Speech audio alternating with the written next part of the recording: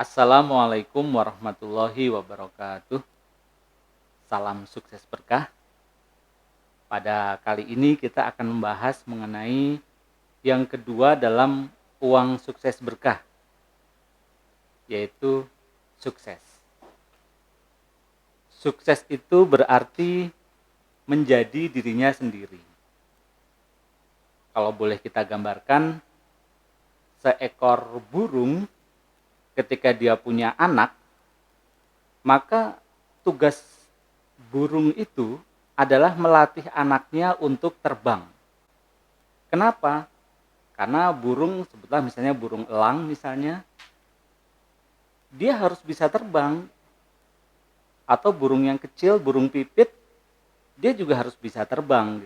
Sebaliknya seekor ular misalnya, meskipun ular itu menyeramkan, kelihatan agak-agak mistik dan sebagainya, tapi dia tidak perlu belajar terbang. Dan dia tidak pernah mengiri kepada burung yang bisa terbang. Kira-kira begitu juga kalau dalam kehidupan kita, mungkin kita di sosmed gitu ya, melihat, wah dia kok followernya banyak, wah dia kok kalau bikin status yang komen banyak, ya biar aja nggak apa-apa. Memang ada orang yang ekstrovert, yang begitu senang dengan hai-hai, hura-hura. Ada yang introvert, yang lebih senang kalau dia merenungi dirinya sendiri, memandang bulan, berbicara dengan hujan, dan sebagainya. Intinya, kalau kita ingin sukses, yang pertama harus kita lakukan adalah menjadi diri kita sendiri. Dan itu mau nggak mau harus dimulai dengan menerima diri kita sebagaimana adanya. Kalau boleh kita buat perumpamaan, banyak sekali teman-teman yang merasa kagum dengan Pak Yai di kampung. Pak Yai di kampung tuh kadang-kadang rumahnya masih 50-50 ya. 50% semen, 50%-nya masih bambu anyaman, gedek gitu. Masih bambu anyaman. Jendelanya kayu yang sudah tua.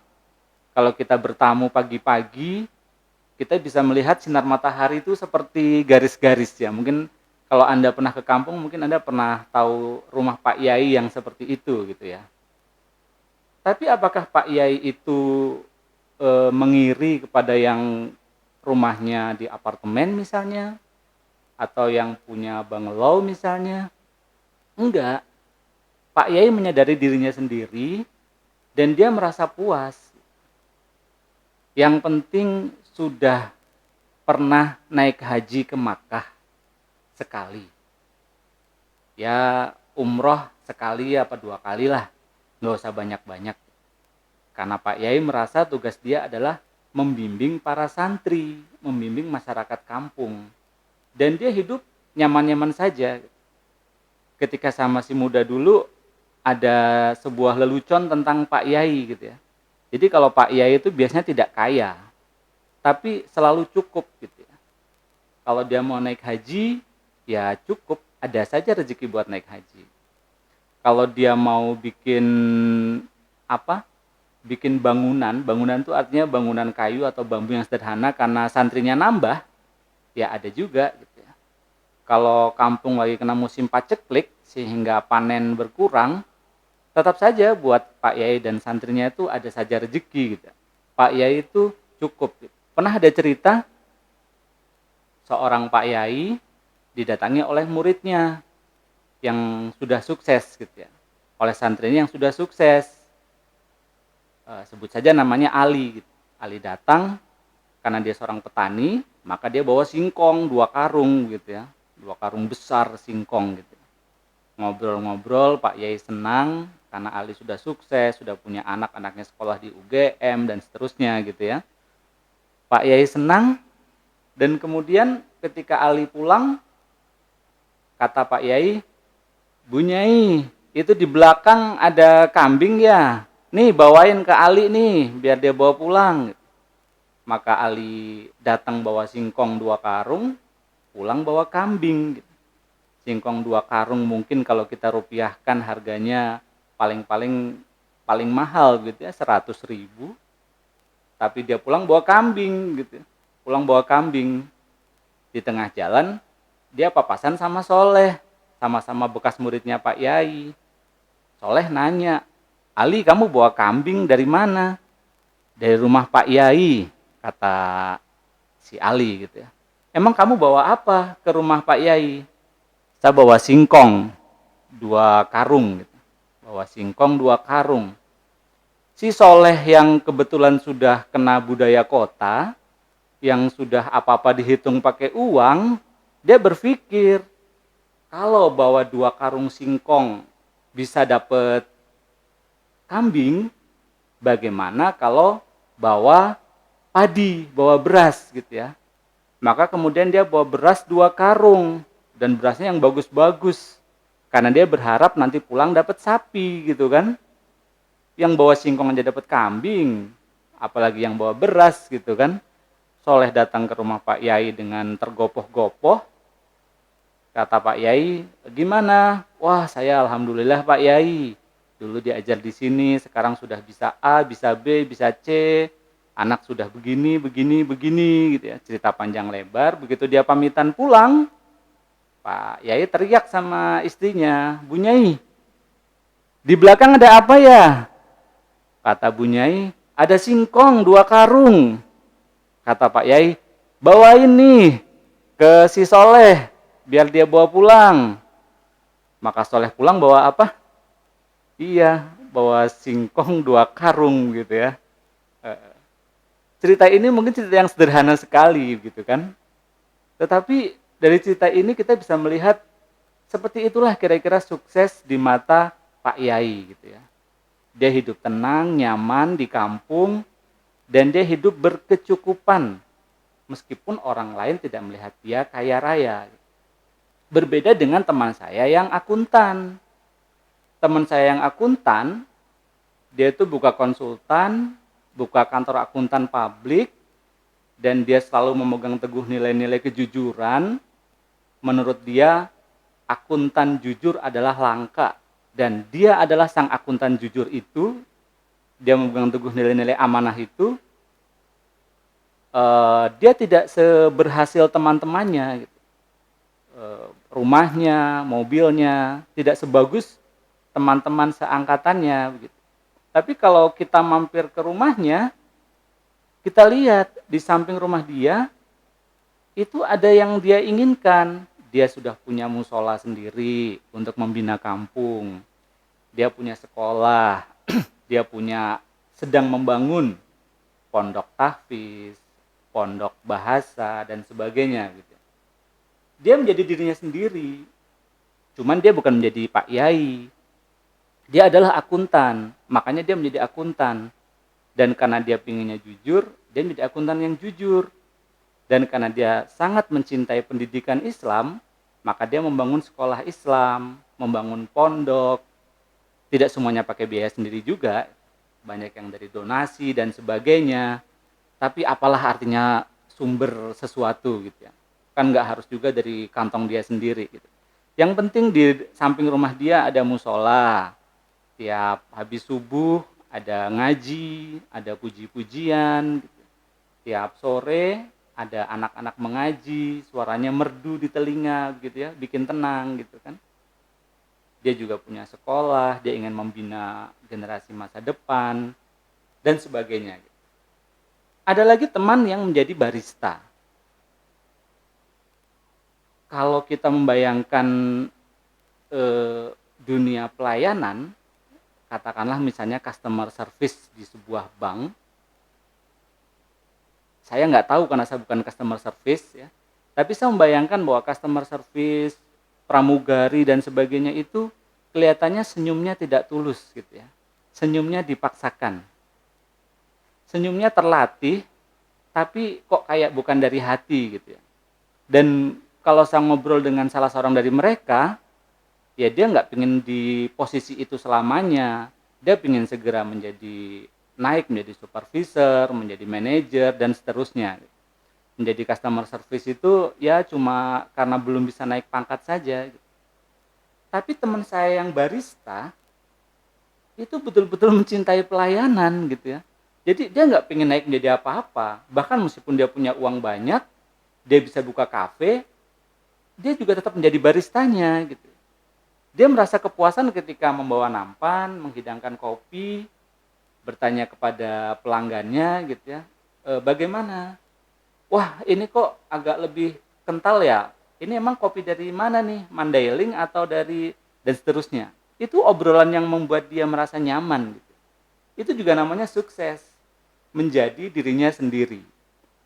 Bahkan saya punya saudara, dia punya restoran bagus, di sampingnya dia membuat pesantren. Kadang di pesantren itu mengundang ustadz dari luar, dan karena ustadz dari luar kan biasa kalau pulang dapat amplop gitu ya. Cuma karena saudara tersebut orangnya rendah hati dan memang sangat mencintai dunia pelayanan gitu ya. Jadi di restoran yang dia punya sendiri itu, dia nyapu, dia ngepel, dia nyuci piring gitu. Sampai akhirnya si ustadz yang diundang, yang dikasih amplop itu, dia merasa iba, ini orang sudah tua masih mencuci piring. Dia deketin, Pak ini Pak sekedarnya buat Bapak. Ya pasti kebalik banget ya kalau ustadznya tahu, itu kan justru si pemilik restoran itulah yang mengundang dia, yang membiayai dia dan sebagainya gitu. Tapi karena ustadznya nggak tahu, dia ngasih begitu, dan si bapak tersebut juga tersenyum, senyum ikhlas begitu ya, senyum khas orang sukses, senyum yang sudah menerima dirinya apa adanya. Nggak usah Pak, saya masih cukup gitu ya, saya masih kecukupan gitu ya. Pasti memang lucu ketika kemudian di sebuah acara yang lain, pemilik restoran mau nggak mau harus memberi sambutan gitu ya. Ustadz yang sama diundang kaget kan, loh itu Pak siapa? Ya itu yang punya pondok pesantren di sini gitu ya. Tapi kira-kira begitu. Artinya sukses adalah dia menjadi dirinya sendiri.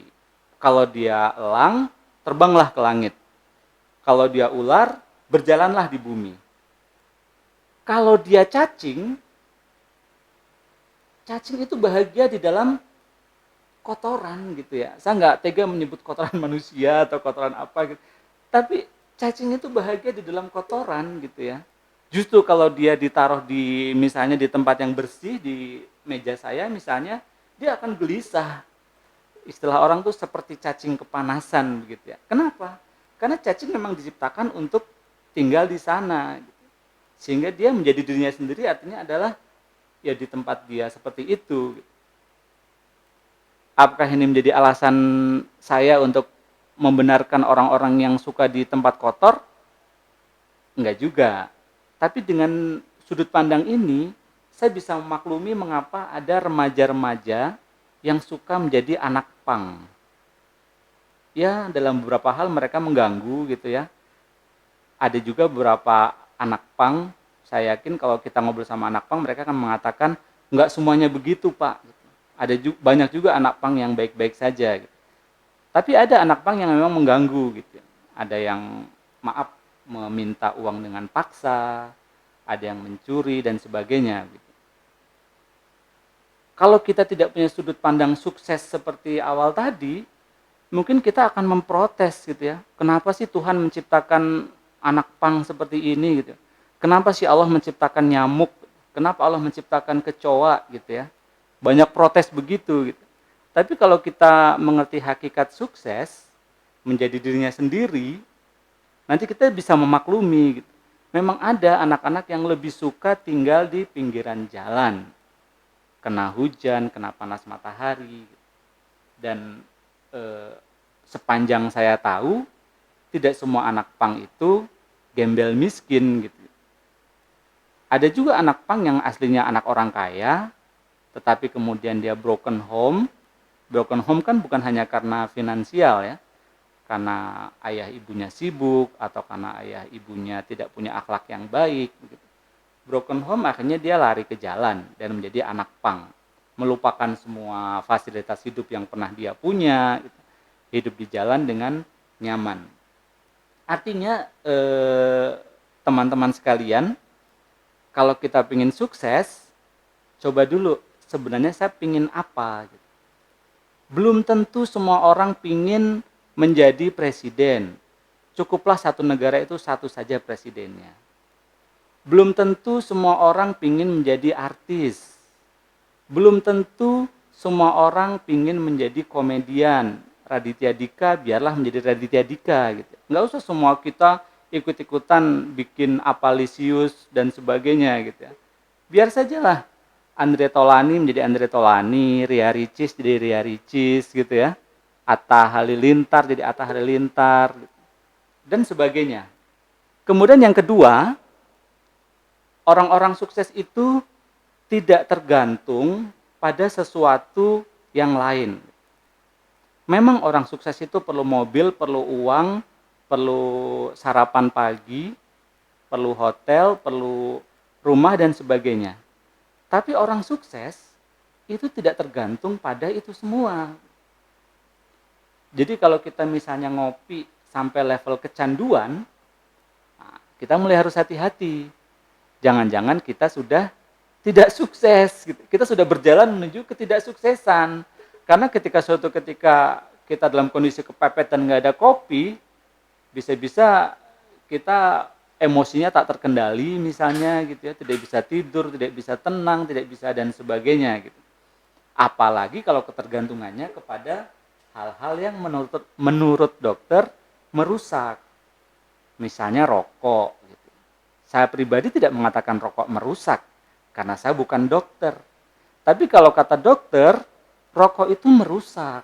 Dia menyebabkan sakit paru-paru, kanker, impotensi dan sebagainya gitu ya, gangguan rahim gitu. Jadi kalau kita merokok harus hati-hati kira-kira begitu.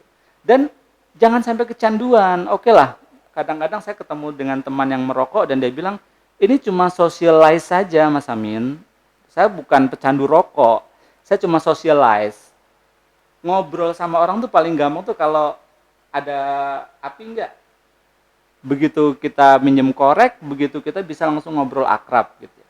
Rokok itu bagi dia buat socialize. Oke lah kalau emang itu buat socialize, jangan sampai menjadi ketergantungan. Jangan tergantung pada kemewahan, pada barang bagus, jangan tergantung pada apapun. Ketika menjadi diri sendiri, biasakan menyesuaikan apa yang ada menjadi sumber kenikmatan. Kalau kata peribahasa, di mana bumi dipijak, di situ langit dijunjung. Misalnya nih, mengenang masa-masa perjuangan revolusi kemerdekaan dulu gitu ya. Kalau kita ada di masa revolusi kemerdekaan, kita kan punya beberapa pilihan. Satu, menjadi rakyat yang melarikan diri. Dua, menjadi cepu, mata-mata yang lapor ke penjajah dan kita dapat fasilitas hidup nyaman. Atau tiga, kita menjadi pahlawan nasional. Kan Insinyur Soekarno, Bung Tomo, Pangeran Diponegoro, mereka menjadi pahlawan kan karena ada penjajah. Kalau nggak ada penjajah, ya mungkin mereka biasa saja begitu kan. Tapi mereka memanfaatkan kondisi yang ada. Presiden Soekarno dibuang ke Pulau Buru. Ya, di sana dia belajar, membaca, tetap menjadi dirinya sendiri. Kira-kira sukses itu seperti itu. Dia tidak tergantung pada sesuatu yang lain. Kalau zaman sekarang, kita semua misalnya biasa pakai sosmed gitu ya. Suatu ketika sosmednya sepi misalnya begitu ya. Biasa saya bikin status langsung 3.000 yang like, 4.000 yang komen dan sebagainya, misalnya saja begitu ya. Saya nggak sampai seperti itu. Misalnya saja begitu. Suatu ketika saya bikin status betul-betul adem ayem gitu ya. Pagi, siang, sore gitu ya. Sambil berangkat kerja saya lihat belum ada yang komen, belum ada yang like. Usai sholat zuhur saya lihat belum ada yang komen, belum ada yang like gitu. Pulang belum ada yang komen, belum ada yang like. Mau matiin handphone, mau tidur, saya lihat tetap belum ada yang komen, belum ada yang like. Kalau kita tergantung pada sesuatu yang lain, kita akan jadi gelisah gitu ya. Kenapa sih begini? Apa mereka sudah nggak kenal aku lagi? Apa mereka sudah tidak menghargai lagi? Apa mereka sudah dan sebagainya gitu. Ada banyak kecurigaan, banyak kegelisahan gitu. Padahal seharusnya itu tidak perlu sama sekali gitu. Elang tetap menjadi elang. Meskipun misalnya telur elang ditetaskan di kandang ayam. Begitu dia lahir menjadi anak elang, maka ya dia tetap menjadi elang, dia cenderung pingin terbang, pingin apa, dan tidak tergantung pada sekitarnya gitu. Dia tidak mengutuk kok jadi sarangnya bau ayam, bau apa dan sebagainya gitu. Dia menerima apa yang ada sambil terus menjadi dirinya sendiri. Kira-kira seperti itulah orang sukses yang ciri kedua, tidak tergantung pada sesuatu, tidak tergantung pada materi, tidak tergantung pada orang lain, tidak tergantung pada situasi, kondisi dan sebagainya. Secara manusiawi tentu saja, seperti sekarang misalnya kondisi pandemi ini membuat semua orang susah. Aktivitas kita menjadi terbatas. Oke, memang kita merasa juga kesulitan itu. Tapi sebagai orang yang berjiwa sukses, kita tidak perlu mengutuk pandemi. Kita tidak perlu menyalahkan Cina, tidak perlu menyalahkan dulu kan ini salahnya Bill Gates, salahnya Trump dan sebagainya. Nggak perlu seperti itu. Ya memang adanya begini kondisi pandemi gimana, kita harus jaga jarak, ya jaga jarak saja, apa susahnya gitu kan. Kita harus memakai masker, ya pakai masker saja gitu kan. Kita susah cari uang, ya jual alat kesehatan saja gitu. Jual alat kesehatan terlalu monopoli, ya jual masker saja gitu. Jual masker, ya udah jual dimsum saja gitu. Artinya tidak usah tergantung pada apapun, terima apa yang ada dan tetaplah menjadi orang sukses gitu. Ciri pertama dan kedua tadi seolah-olah membayangkan orang sukses itu orang yang ayem dan nggak mau berubah, sudah puas dengan dirinya sendiri. Padahal justru ciri yang ketiga adalah jangan pernah berpuas diri. Jangan pernah kita merasa sudah cukup. Jangan pernah merasa sudah pandai. Jangan pernah merasa sudah banyak sedekah. Jangan pernah merasa sudah sempurna, apalagi nggak usah sempurna deh. Jangan pernah merasa sudah utuh. Syukur itu artinya hari ini lebih baik dari kemarin, hari esok lebih baik dari hari ini. Artinya apa? Artinya belajar, terus belajar. Meskipun orang lain sudah memanggil dia suhu, guru, yang dipertuan dan sebagainya. Teruslah mencari rezeki. Jangan pernah merasa, aku udah cukup segini. Jangan pernah cukup. Kalau kita sekarang bisa sodakoh ke 10 orang, alangkah baiknya kalau besok kita sedekah ke 15 orang. Alangkah baiknya kalau lusa kita sedekah ke 30 orang dan seterusnya. Jangan pernah merasa cukup. Jangan sampai merasa sukses itu membuat kita jenuh. Ciri-ciri orang yang mulai tidak sukses adalah adanya kejenuhan. Dulu dia pingin rumah yang seperti villa, dulu dia pingin tinggal di pantai, dulu dia pingin dan sebagainya gitu ya, mobil tipe A dan seterusnya. Begitu sudah punya semuanya, kok tiba-tiba jenuh ya? Nah, jenuh itu menunjukkan dia harus berkembang lebih lanjut. Kalau dia nggak berkembang, jenuh, mati. Kalau dia mau berkembang, maka dia akan kembali ke jiwa suksesnya.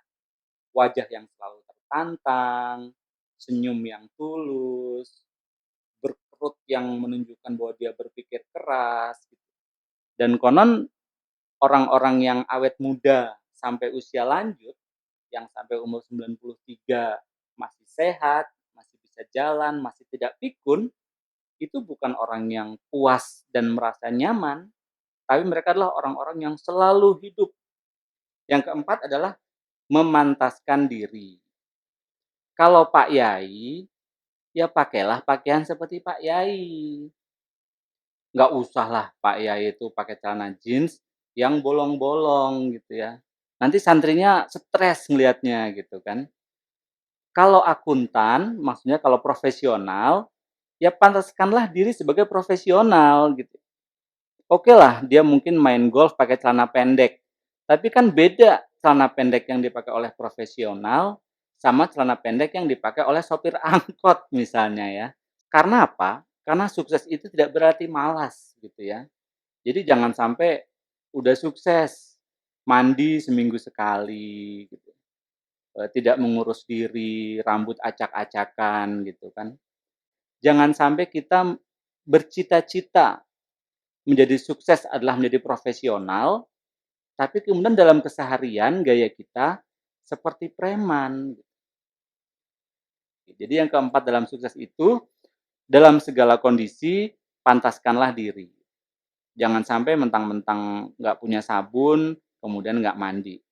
Misalnya kok kemiskinan begitu parah gitu ya, kemudian dia menjadi orang yang bau kemana-mana. Nauzubillahi min dzalik. Nabi Muhammad SAW pernah juga berada dalam kondisi tribulasi, pernah diboikot, pernah jatuh miskin, sering membagi sedekah sampai kelupaan menyisakan buat keluarganya gitu. Tapi semua sahabat mengerti bahwa Nabi Muhammad SAW itu orangnya bersih, wangi, enak dipandang seperti bulan purnama, dan seterusnya. Jadi pantaskanlah diri Anda, pantaskanlah diri kita sebagai orang yang sukses. Jangan merendahkan diri kita dengan membuat penampilan kita tidak seperti orang sukses. Salam sukses berkah. Wassalamualaikum warahmatullahi wabarakatuh.